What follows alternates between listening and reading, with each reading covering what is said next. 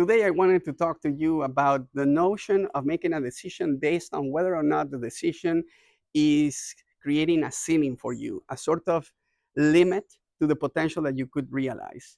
And so the other day I was saying, well, I am trying to make decisions where there is no implicit ceiling. And I asked myself, is this a path that will limit my potential in any way?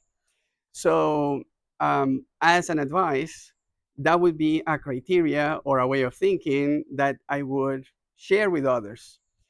But the other day, I was talking to a mentor of other entrepreneurs, and she told me that she was not in agreement with that notion. That would not probably be the best criteria for a young person that is trying to develop an idea. That you would first need to learn the ropes and acquaint yourself with the industry that you're interested in, get the experience, and then move on and do that project on your own. And that makes all the sense in the world. Is this criteria of mastery that the Japanese have, the Shuhari, where you become a master at the end, where you actually take off and do your own thing once you have already acquired the knowledge. And it makes all the sense. However, if you consider the current situation where AI is really providing means of disruption for all industries, whether you have the experience or not, that will definitely limit or condition how that experience that you can acquire will actually be informative for the future. I'm not saying that everything is going to be discarded. I am sure that everything that has to do with principle will remain universally true as you move forward. But how much of that experience that you could acquire today in an industry that is established will definitely help you moving forward? That's a big question. So I remain convinced that the criteria of making decisions and choosing a path to develop based on the idea of whether that implies a ceiling is still a good one, especially today, because I had a conversation today with a person that is also an entrepreneur, and she showed me a number of really interesting applications that she was building using vibe coding, which really enables any person now to create solutions, technical solutions, with all kinds of complexities without having any background, any technical background. So no more need for that technical co-founder that was usually necessary to create something technical. And now what you can do is, instead of just going at it full power, to really create that project that has no ceiling for yourself, why don't you just tackle a smaller problems, but under your own terms?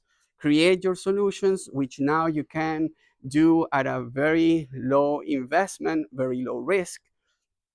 Tinker with that, experiment, solve the problem that is a smaller, contained, and specific, and then through those learnings, which incorporate all the new tools from AI, from development, all the way to marketing, customer service, everything. From that perspective, then you can become more ambitious and start to tackle more complex problems that may have an upside that is a lot more important. So I think that we have to completely recondition the way we assess risk, the way we make decisions to develop our path moving forward, and incorporate all the tools that we currently have available to us to tinker away, to participate in this amazing moment of exploration and experimentation as fast as possible, because the established industries where you could acquire experience might be left behind, by this new wave of development. So I don't know what is the value that there is in those experiences. Maybe, as I said, there is enough there to consider the path of acquiring the experience by being an employee within an industry that has the elements that you want to develop, and that is about the subject that you want to develop, which might be a viable solution. And still, I'm not saying that that shouldn't be observed and evaluated, but my intuition is that every established industry is living in the past, and that especially young people, they just have to plunge in the water, start developing solutions for problems that are currently in need to be solved, focus on the ones that are more specific and easier to tackle, learn your way through that, and then become more and more ambitious so that you increasingly make decisions where there is no ceiling in terms of the potential that you can develop, the impact that you can have, and the joy and meaning that you can also feel from that activity. And with that, my friends, keep going, make it epic, and see you next week.